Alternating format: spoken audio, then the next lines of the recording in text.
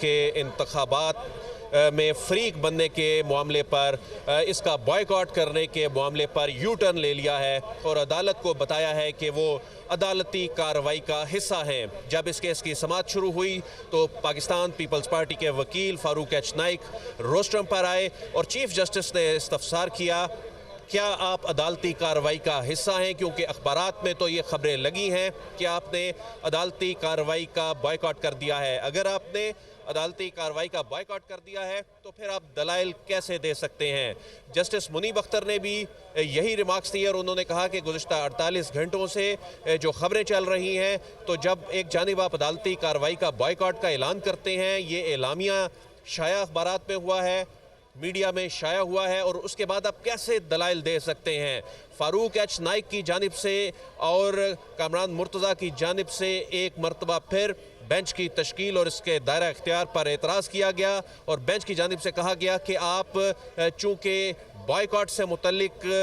इतलात हैं तो आप लिख कर दें कि आप अदालती कार्रवाई का हिस्सा हैं। और इस पे फिर अकरम शेख जो नून लीग के वकील हैं, उनकी जानिब से कहा गया कि जब तक वकील वकालतनामा वापस नहीं लेता उस वक़्त तक वो कार्रवाई का हिस्सा होता है। तो अदालत ने कहा कि ये वकालतनामा देने वालों ने ही बॉयकॉट का ऐलान किया था। तो जिस पर अकरम शेख ने कहा कि अब चूँकि वकला वापस आ चुके हैं तो ये इसी बात की रजामंदी है कि वो अदालती कार्रवाई का हिस्सा हैं। फिर उसके बाद अटॉर्नी जनरल आए। अटॉर्नी जनरल ने इससे पहले एक कंसाइज स्टेटमेंट अदालत में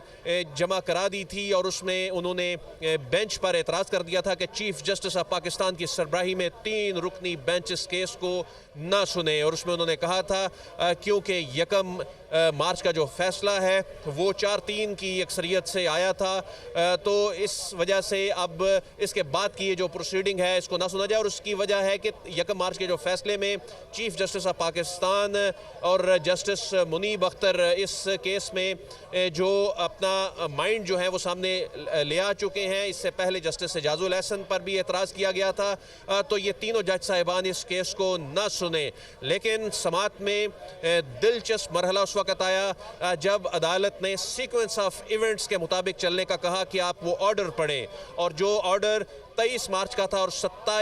23 फरवरी का था और 27 फरवरी को मंजर आम पे आया था और कहा गया कि इसका ऑपरेशनल पैराग्राफ पढ़ें। अटॉर्नी जनरल ने जब ऑपरेशनल पैराग्राफ पढ़ा और उसमें यह लिखा था कि जो 9 रुकनी बेंच है, 9 रुकनी बेंच ने जो कि चाय के वक्फे के दौरान जो टी रूम में जो गुफ्तगू हुई और उसके बाद कुछ जज साहिबान की कुछ ऑब्जर्वेशन थी और उसमें फिर ये कहा गया कि तमाम जज साहिबान ने चीफ जस्टिस ऑफ पाकिस्तान को ये इख्तियार दिया था कि वो नया बेंच तश्कील दें। तो इसलिए चीफ जस्टिस ऑफ पाकिस्तान ने कहा कि जो आप हुक्मनामा पढ़ रहे हैं 9 जज साहिबान ने ये इख्तियार मुझे दे दिया था। उसके बाद ये 5 रुकनी बेंच में मैं जोन से मर्जी जज साहिबान को शामिल करता, ये मेरा इख्तियार था। तो इस पर अटॉर्नी जनरल जो हैं वो लाजवाब हो गए। जस्टिस मुनीब अख्तर ने एक बड़ा अहम पॉइंट उठाया कि ये जो 4-3 की बात की जा रही है, ये 4-3 की बात किस तरह से की जा रही है। उसकी रीज़न ये है, ये तो 9 रुकनी बेंच था, ये या तो इसको आप 4-3 का फैसला कह के 7 रुकनी बेंच कैसे बना सकते हैं। तो 9 रुकनी बेंच का फैसला 1 तारीख को 4-3 से कैसे आ सकता है, क्योंकि इनिशियली ये बेंच जो है जो इसमें 9 जज साहिबान थे, 2 ने रिक्यूज़ कर लिया और आप पहले 2 जज साहिबान और बाद में 2 जज साहिबान के ऑर्डर को मिलाकर ये कैसे कह सकते हैं कि ये 9 रुकनी बेंच ने 4-3 का फैसला दे दिया। तो इसलिए आपकी बात जो है ये बेबुनियाद है। तो इस वक्त अटॉर्नी जनरल जो हैं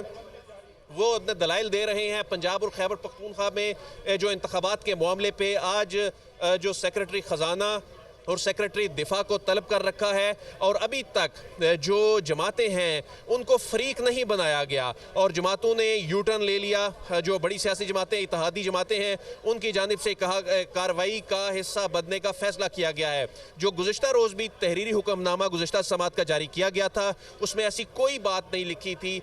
ना फरीकैन की फहरिस्त में इन इत्तेहादी जमातों का नाम था। तो इस हवाले से यही उस हुक्मनामे में कहा गया था कि सेक्रेटरी ख़जाना और सेक्रेटरी दिफा को तलब किया जाता है, क्योंकि अटॉर्नी जनरल ने आज तक का वक्त मांगा था। तो आज की जो समाअत है उसमें अभी तक इंतखाबात के मामले पर बात होने की बजाय जो बेंच है उसकी तश्कील से मुतल्लिक अभी तक आर्गूमेंट्स चल रहे हैं और अटॉर्नी जनरल के साथ मुकालमा हो रहा है। बेंच ये तस्लीम करने को तैयार नहीं है, ये मानने को तैयार नहीं है अटॉर्नी जनरल का आर्गूमेंट कि वो 4-3 का फैसला था और बेंच ने ये एस्टैब्लिश किया कि किस तरह से जो अटॉर्नी जनरल हैं उनके ये आर्गूमेंट और उनकी जो कंसाइज स्टेटमेंट है ये दुरुस्त नहीं है। तो इसके अलावा गुज़िश्ता जब समाअत का हुक्मनामा जारी हुआ था गुज़िश्ता रोज़, तो उस हुक्मनामे में जो बेंच के हवाले से फुल कोर्ट बनाने के हवाले से जो इस्तदा मुस्तरद करने या मंजूर करने के हवाले से भी कुछ नहीं लिखा था। तो ये मामला अगरचे हुकूमत की जो इस्तदा है वो अभी तक मंजूर भी नहीं की गई और तहरीरी तौर पर उसे मुस्तरद भी नहीं किया गया, लेकिन वर्बली जो आर्गूमेंट्स जो 3 रुकनी बेंच की जानिब से इस वक्त सामने आए हैं उसके मुताबिक जो बेंच है उसने हुकूमत की इस दरख्वास्त को एंटरटेन नहीं किया कि नया बेंच बनाया जाए और वो पावर जो कि जब 27 तारीख को 23 मार्च वाला फैसला मंजर आम पे आया था, जो 9 जज साहिबान का फैसला था, उसमें ये power chief justice of Pakistan को चूँकि दे दी गई थी और अदालत कह रही है ये हमारा इख्तियार था कि इसमें कितने जज साहिबान को शामिल किया जाए। यानी अदील जो भी रिमार्क्स चल रहे हैं और जो आप बता रहे हैं, इससे लगता है यही है कि आगे जो समाअत चल रही है अभी 3 रुकनी बेंच ये इसके मुकदमे को आगे लेके चलेगा। जी बिल्कुल, अभी तक की जो समाअत चल रही है उसमें ये चीज़ वाज़े तौर पर सामने आई है कि बेंच हुकूमत की, अभी तो हुकूमत हुकूमत को बेंच की जानिब से इसमें फरीक भी नहीं बनाया गया जो हुकूमती इत्तेहादी जमातें हैं, बल्कि अटॉर्नी जनरल से जब ये पूछा गया कि आप की क्या हिदायत हैं आपके लिए, तो उन्होंने कहा कि वो इसका बायकॉट नहीं कर रहे, तो उन्होंने अटॉर्नी जनरल की तारीफ़ की। तो हुकूमत इसमें इस हद तक फरीक है कि इसमें जो सेक्रेटरी ख़जाना हैं, सेक्रेटरी दिफा हैं, तो इस हद तक फरीक ज़रूर है हुकूमत इसमें, लेकिन हुकूमती जमातें जो हैं वो इसमें फरीक ना बनाई गई हैं अभी तक। और अभी तक वो कोशिश कर रहे हैं कि जो उन्होंने बायकॉट का जो ऐलान किया था, एक जानिब तो उस पर उन्होंने अपनी हिकमत अमली तब्दील कर ली, इस केस का हिस्सा बनने का उन्होंने फैसला किया, जो कि उन्होंने बेंच को आगाह भी किया और बेंच ने कहा कि तहरीरी तौर पर आपने बायकॉट नहीं किया। तो ऐसे में ये 3 रुकनी बेंच ही इस केस को आगे लेके चल रहा है और अब जब सेक्रेटरी दिफा, सेक्रेटरी खजाना रोस्ट्रम पर आएंगे तो उन्होंने ये बताना है कि इस अच्छा अदील जो जिस यूटर्न की आप बात कर रहे हैं, हमने भी देखा कि प्रेस कॉन्फ्रेंस भी की गई और मुतादिद जो हुकूमती वज़रा हैं उनकी जानिब से बयानात भी दिए गए, बाकायदा तौर पर कहा गया कि हम बायकॉट करेंगे। तो जब अदालत ने कहा कि अगर बायकॉट नहीं करना तो लिख के दें, तो इसके जवाब में अटॉर्नी जनरल की जानिब से क्या कहा गया? फिर देखिए, अटॉर्नी जनरल चूंकि वफाक पाकिस्तान को रिप्रेजेंट कर रहे हैं और अटॉर्नी जनरल ने इस केस को